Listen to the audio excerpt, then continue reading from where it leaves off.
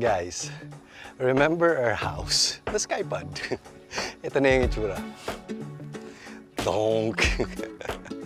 It's ridiculous. Check this out. I'll tour you around. Yung entrance namin, it's completely sealed off. You can't even go inside. But mas may malala pa, guys. Check this out. All throughout the house, it's covered.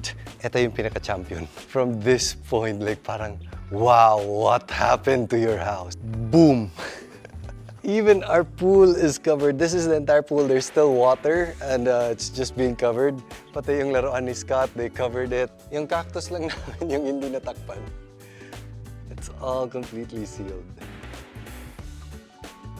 So, ito yung service area namin. This is where our generator is. So, wala na. It's completely covered all the way to the top.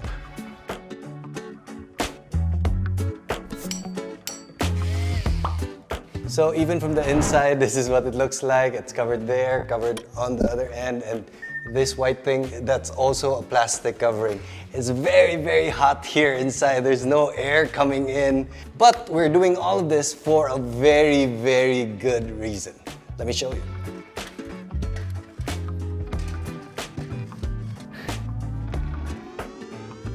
So this whole situation here was born out of one thing, and that is we want to be as safe as we can be during the next typhoon. And all of this, these coverings, are because we are going to be doing something to our whole roof area.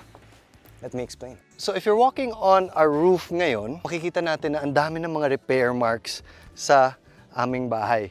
Meron dito, meron din dyan, dyan. And a lot of it is because of the damage that was caused by Typhoon Odette. Typhoon Odette also caused these types of damages sa roof namin. So medyo na-open up niya yung edge of our roofing. And natatakot kami na next time this happens, mas lalo pa siyang mag-open up. And this is also why there are so many leaks na sa loob ng bahay namin. This is a more extreme example of the last one. Nakikita natin dito that we sealed the entire thing off because it really started to open up na. And it can potentially be dangerous. Baka next time may bagyo, lilipad na talaga to at mag-open up na talaga. And the last thing we want to fix, that's why we're doing all this, is this one. Imagine every time na umuulan, lalo na pag malakas ang ulan, sobrang ingay sa loob ng bahay namin. At first, we found it like, parang nasa country tayo, yung parang romantic yung tunog. But after a while, it gets old and you kind of want it quiet na lang. Especially after yung Typhoon Odette, sobrang nakakatakot talaga, guys.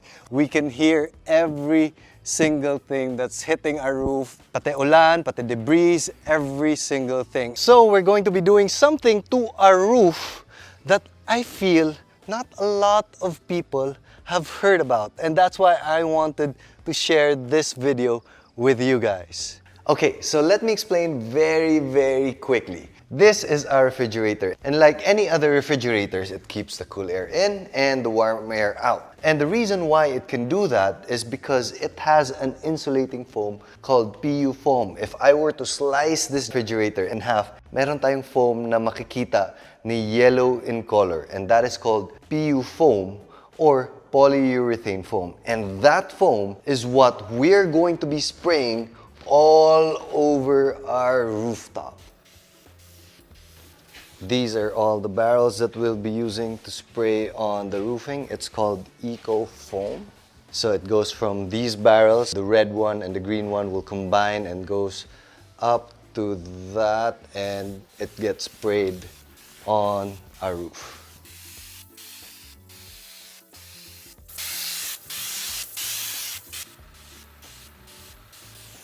Guys, check this out. Merry Christmas! Ho, ho, ho. This is what it looks like when the Ecofoam is now sprayed into the roof. Of course, we're still going to paint this after with black paint, just like before. So, natapos na namin these two. This took about mga 2-3 days, and then we'll be working on the other side. And this whole process, I would say, would take about a week to fully complete. But let's take a closer look on this one. So with this being the same type of foam that we use in our refrigerators, this is going to make our house a lot cooler. So this also addresses all my little problems when it comes to typhoon and rain.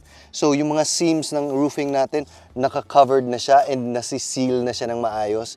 This is about 1 inch thick na foam. So it helps make the roof act as one piece.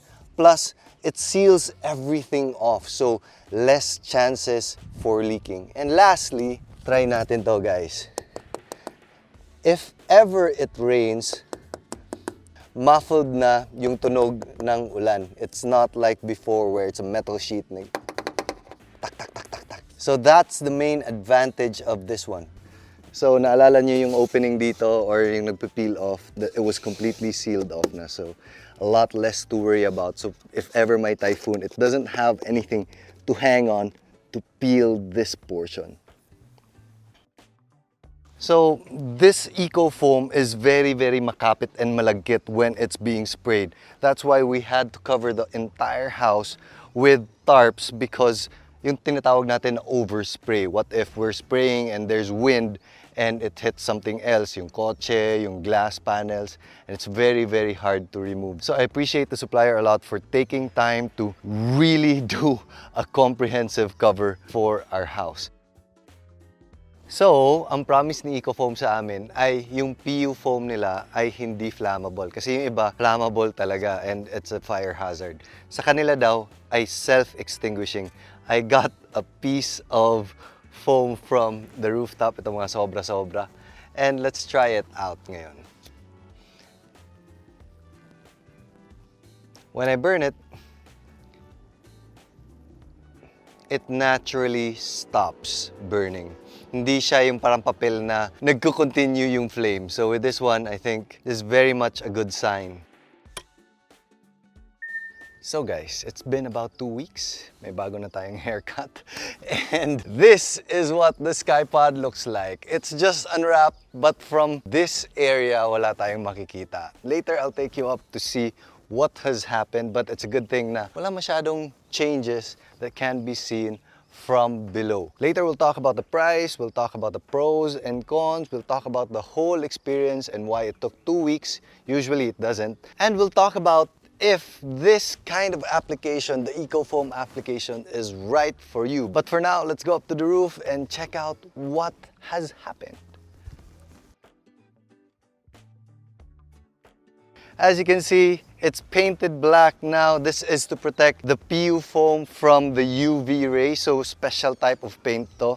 And parang back to normal lang siya. But if you look closely, merong konting mga changes. Hindi talaga siya magiging perfect. Meron talagang mga bulges na ganito na mangyayari. This is because meron kaming nilagay dati dito na screw, and when they sprayed over it, nagbo-bulge siya. Also, mano-mano yung pag-spray, di ba? So, meron talagang konting bulges here and there. But this doesn't affect the function of the roof and the foam. As long as walang tubig na nagpapuddle, okay lang yan. So that's one con. Medyo wavy talaga ng konti from above. From below, walang problema. You can't see the roof naman from below. So second con was being that the whole house was covered. It was very gloomy and hot inside, and this lasted for about 2 weeks. But hindi naman kasalanan ng Ecofoam because ang nangyari was the weather was always like this, gloomy for the past 2 weeks. They need a very sunny day to be able to apply the foam and paint it as well. So we had to do a lot of waiting. And every time it rained, we felt like, another day na naman madadagdag. So it takes a little bit of patience. And the last con for all of this is, syempre, the cost. It is not cheap. It's about 1,100 per square meter, more or less, depending on what you want. Sa amin, we went for the 1 inch thick. Meron din silang a little bit thinner, 1/2 inch. Meron din silang thicker, 2 inch. So, medyo mahal siya. But for some people, the cost may actually be worth it kahit mahal siya. Imagine if you're living in an ancestral house, yung wala pang insulation, sobrang init, and gusto nyo maglagay ng ganitong type of insulation para hindi maingay and malamig na yung bahay nyo. If you wanted to replace your roofing, although cheaper, kailangan tanggalin yung roof natin and palitan ng bago, which makes the house unusable for quite a bit of time. There's going to be a lot of movement inside the house para hindi ma-damage when you're removing the roofing, etc., etc. Sometimes nga, it's impossible to do, diba? So this is a good workaround around that. Or you can have, like us, a damaged roof or a roof that always leaks and gusto nyong i-seal and protect from future typhoons. Pwedeng-pwede tong gawin. So the big question is, in the end, was this all worth it for us? Well, personally, yung peace of mind na nabibigay na a roof is a little bit stronger, a little bit more masasabi ko is a very, very big deal. But a more immediate benefit na makikita ko is, wait lang, love! Wait, tawagin ko si Chris kasi siya yung nakaka-feel ng immediate benefit talaga. I'll let her explain. Love, after our house being covered up for about 2 weeks, a little bit. That was the worst part.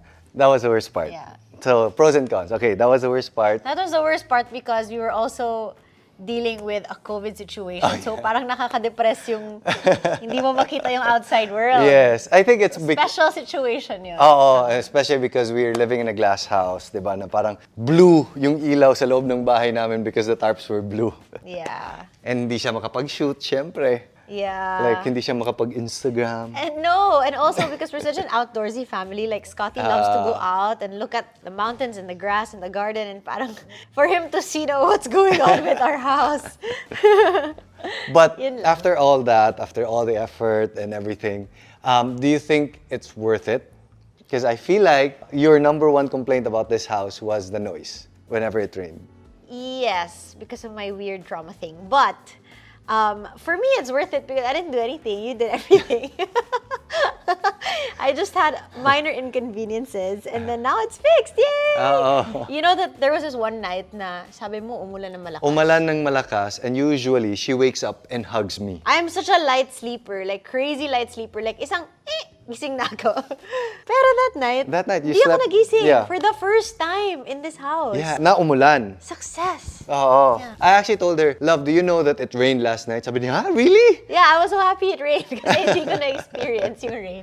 Hindi naman siya 100% na wala talagang tunog. But a lot better. oh, A like lot if it's better. light rain, you don't hear anything. You don't even realize it's raining, right? Yeah. But if it's a heavy, heavy rain, may maririnig pa rin tayo. But I would say 30% na lang, ganyan. Yeah, kasi before, our roof was very noisy. Like, and then now, it's like Yeah. like a normal roof. Imagine if nasa jeepney ka, nasa loob ka ng jeepney and it started raining. Yun siguro yung feeling. Like tin can. Yeah, meron siyang ganyan na effect. Not as bad as a jeepney, pero meron ganyan na effect. Yeah.